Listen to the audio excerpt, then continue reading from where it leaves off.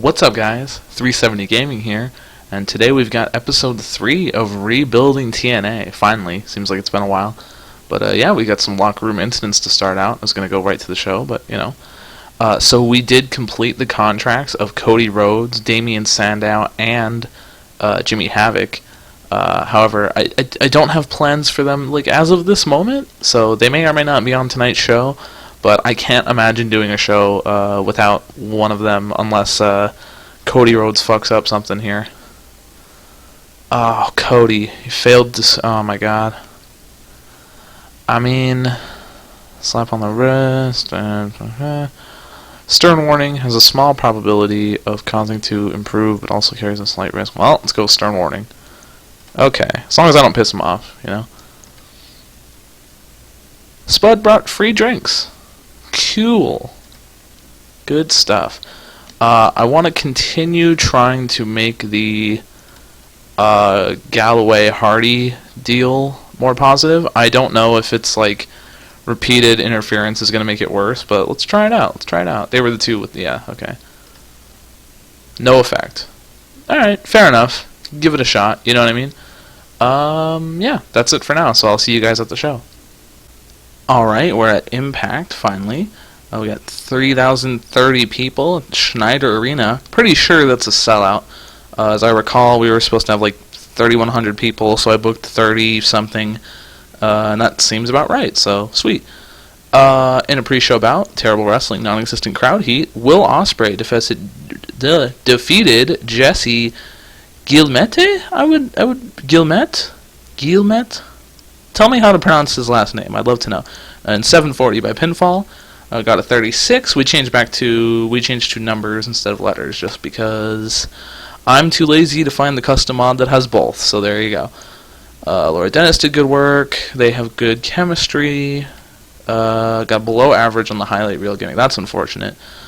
We're gonna, Will Ospreay, he's the pet project. We're gonna take that slowly. He's gonna be the Roman Reigns of TNA wrestling, so get ready for that. Announced equality left in the match. Jesse did a 25, and Will Ospreay had a 45. Jesse's improving, so got what it was meant to do. There you go. And the last, oh shit, okay. Eli Drake defeats Marsh Rockette, I assume. 9:58. I went for like a roll up with like the tights or like on the ropes or something. Marsh had a 22 and Eli had a 31. Couldn't pull it off as well as Ospreay, but that's fine. So Matt Hardy and the family come out to the ring. That's what we're calling them now, the family. And they come out to the ring, and Matt Hardy, of course, has lost his mind. Clearly, you can tell in that picture he's lost his mind. He goes, "Brother Nero, I have been denied all that I deserve one too many times. When one door closes, another door opens. The TNA World title will be mine yet again. The rule of Matt Hardy will resume, but tonight, another unresolved issue will be unresolved no more. Brother Nero, tonight is the night you perish. You have a match with Tyrus, and my family will be at ringside. My problem will be solved. Brother Nero, your time is up. Matt Hardy's time is now. All hail Matt Hardy!" And all the members of the family, they raise their hands, pledging their allegiance to Matt Hardy, because that's what we do here in TNA Wrestling. Got a strong start, gave the segment a boost, got hotter, Rebby underperformed. That's a fucking shocker, huh? Alright, so I hoped a little better rating, but, it gave the show a strong start, so can't complain. So, after he says that, Jeff Hardy comes out and basically attacks Matt Hardy, gets a couple of punches in, the family runs away. Yeah. Not sure if I mentioned it in the promo, because I rewrote the promo like 45 times, but Jeff Hardy is going to fight Tyrus. So, in case that wasn't there. I think it was, but I don't remember. So, Jeff Hardy will be fighting Tyrus main event. So, there you go. Jeff Hardy runs him off, gets a 75. Basically, anything with Jeff Hardy in it is bound to succeed. Alright, so this is fun. So, the Decay... oh god, here we go. The Decay are performing a really unnecessary, spooky ritual somewhere backstage. They're spreading pig's blood on their faces to look like tears. So, as Rosemary says, the cry of the wounded can be heard. When those on the bottom rise up, they have nothing to lose. One day, the reckoning will come. And Jimmy Havoc shows up out of nowhere. He's a safe distance away. They're not going to, like, attack him. He goes, "Hello, darling. Remember me? You thought you could get rid of me after a simple match or two? Rosemary, you'll have to do a lot better than that. I see you've already introduced these two to your special training." He sighs and shakes it. He's just like, "Oh, boy, oh boy. Good luck, boys. She's more than you can handle. I should know. But it doesn't matter. I'm more than she can handle. This isn't over yet, Rosemary. I'll see your crazy disciple in the ring tonight. Hope you're ready for a bloodbath." And Jimmy Havoc makes his presence known and get a shitty match. Jimmy Havoc, it's to be expected. I mean, Jimmy Havoc, he's still on the come up in the game, They get 28. Below, I'm having bad luck with these gimmicks, man, I gotta tell you. I didn't look for, like, a custom Jimmy Havoc thing. I just went with, like, what he had. So he had a Psycho gimmick, so I was like, 26 and a 28. We might have to move the Decay feud to the fucking Explosion at this rate. I think we might do that. Yeah, because as you'll see tonight, the Decay will have something else to do. So we're going to move this Jimmy Havoc thing to Explosion just so he doesn't drag down the whole fucking show. It was a wild brawl, just because I figured they could do a wild brawl better than, like, chain wrestling. Gail Kim and Rebel put on a slightly better match than I thought Rebel would be able to do. Of course, she got gassed. There was enough selling shown. Gail Kim had a 50. Oh my god, Rebel. Okay. Alright, so she just won't be working after tonight. And this was to calm the crowd, assuming that the last match was, like, good. But that was not good, so that probably failed. Rebel's new gimmick. Oh, she's going to be the manager, basically, from now on. Average, that's fine. Gail wins 8.5 minutes. Yeah, apparently. What was it, like 9 minutes? Fuck me, man. So Gail is celebrating in the ring when the Dollhouse's music starts playing. The lights go out, and you can hear Jade over the live mic. She goes, "It's time to play." Like creepy like that, you know what I mean? And the lights come back on. The whole Dollhouse is in the ring. They beat the shit out of Gail Kim, and Madison Rayne runs down to help, but she gets her ass kicked too. Dollhouse are celebrating. Jade lifts up the title, and they all dance around her because they're, psychopaths, you know what I mean? Who's gonna stop the fucking Dollhouse? Angle got the crowd hotter. That's good.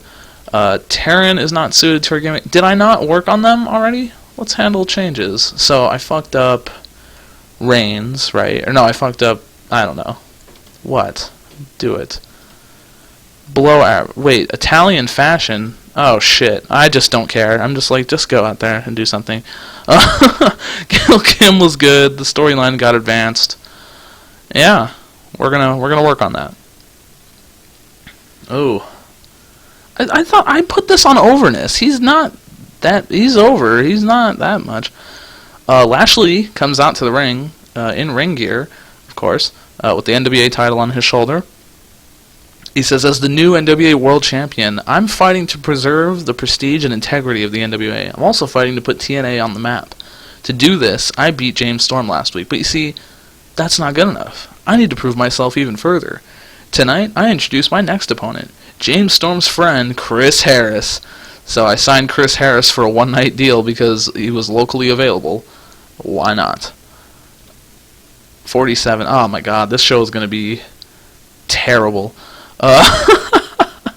Lashley defeats Chris Harris in 14.5 with a Dominator. Got the crowd hotter. So we're getting the crowd hot. That's good. So maybe they might pop during the Hardy Tyrus match, maybe. 63 to 35. Not too bad. There's that. Drew Galloway basic hype video. He's just not on the show tonight. Similar to Jeff Hardy last week, basically. 68, not bad. Oh my god, I put Mark Andrews instead of fucking Maria Kanellis. I fucking hate myself. I'm not even gonna read that. Go ahead. That was Mark Andrews pretending to be Maria, and he introduced himself. God damn it. And he brought out Mike Bennett, because I'm a fucking idiot. Yeah, I based that on sex appeal, too. That's why I got a 9. Because Mark Andrews isn't a hot girl. I fucking hate myself. Why don't I pay attention? Mike Bennett came out very confused, wondering where his wife was. Why Mark Andrews was fucking introducing him. Oh my god. Fucking Mike Bennett defeats Aiden O'Shea by countout. Oh my god. Alright. Well, Bennett's improving. There you go. Oh, it was a countout victory. Yep. So, yep. And EC3 brawls with Mike Bennett. Got a 64. Not too bad. Damian Stevens and Cody Rhodes. They got, I would have hoped for a little bit better than that. They got good gimmicks. That's good. So they come out, and in natural TNA fashion, they come out with absolutely no hype, no pomp, no circumstance whatsoever. They just come out, and it just happens. Mostly because I didn't, in this game, building them up doesn't really do anything. You know what I mean? Like, if you did, like, vignettes, like, in real life, that would probably, like, hype up the anticipation. I don't think that would work in this game. I think it's just, it doesn't make any difference. Like, okay, they're there now. You know what I mean? They come out, and they basically... They make veiled, light, jabs at WWE and things like that. They don't say WWE, but they're just like, we had unused potential, we had wasted potential, and now, we're not going to be wasted anymore. And they basically talk about how they want to become tag team champions together. They never got to live their full run together like they wanted to. They say they'll have the rest of their careers to prove themselves as singles wrestlers, but they want to be tag team champions. So they both did well on their gimmicks, and that's that, 63. Tyrus and Jeff Hardy get a 66. The second half of the show might have pulled this out from the gutter, but we'll see. Spud did some good work. So Hardy defeats Tyrus in 15 minutes with a twist of fate. Spud ran in and attacked Hardy, but to no avail. Jeff Hardy had an 84, and this improved the Matt Hardy Descent into Madness. Tyrus is improving in flying skills. I'd love to know how that happens. That's okay. Good for you, man. He's learning. He's learning, bro. And Jeff Hardy celebrates just to get that extra rating. Oh god, I love those ratings. Look at that. Oh, that's so sexy. What a sexy rating. Segment rating was limited for being short. Well, I would have had him be out there for 25 minutes, but you didn't let me. Excellent. Excellent. That's good. That's good progress right there. First show, not so good. Explosion, passable, I suppose. This was a good show. This increased our popularity all around. We had a popularity of about 50 in this region, and 40% of it went to, the spillover went to the tri-state where we have 55. So this improved both of those dramatically, in my opinion. 20 regions. Good to go, man. 67, that is a success. I'm very happy. Even with the garbage of Mark Andrews fucking around and being Maria Kanellis for a night, I assume he was in full drag. I don't know. But God, that was fucking embarrassing. I'm embarrassed with myself. But, yeah, I'm just going to go ahead and not cut here because that's just what I do, apparently. Oh, we're going to the end of the month finances. We're not at the end of the month. What are you doing? What are you doing, crazy game?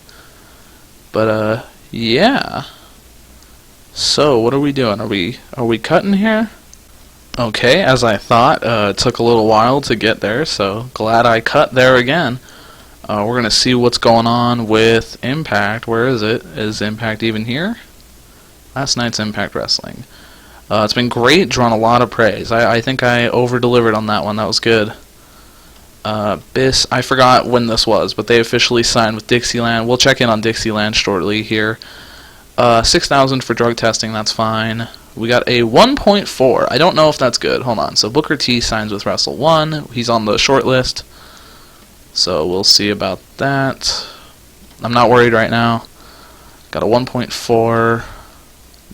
Can we see like ratings? Like, is that a thing we can do? Show history. 1.4. 1.28 last week. That's great. So we have less attendance. We sold out. And did we sell out Explosion? We also sold out Explosion. Sweet, sweet, sweet. Okay, yeah, so that was really successful, you guys. Like I said, smaller house, but we drew a better TV rating and a hell of a better show rating. So that was very good. That was successful. What's Taryn's fucking problem? I'm irritated at a poor new gimmick. I'll give you $100 if you shut the fuck up. I'll give you $100 more if you shut the fuck up. Oh, I'm gonna fucking fire you. I don't know about that. I might have to fire Taryn Terrell. I don't know. We're gonna have to see how it goes. But anyways, thank you guys for watching. This has been episode 3. If you like this, subscribe if you haven't already. Follow me on Twitter to find out when the next episode of Rebuilding TNA is going to go up. And drop a like on the video so I can see that you guys are digging the series still. I know it's been a little while, but we've had a lot of stuff going on with the Curb Stomp series and the podcast and things of that variety. So, yeah, until next time, guys. Catch you later.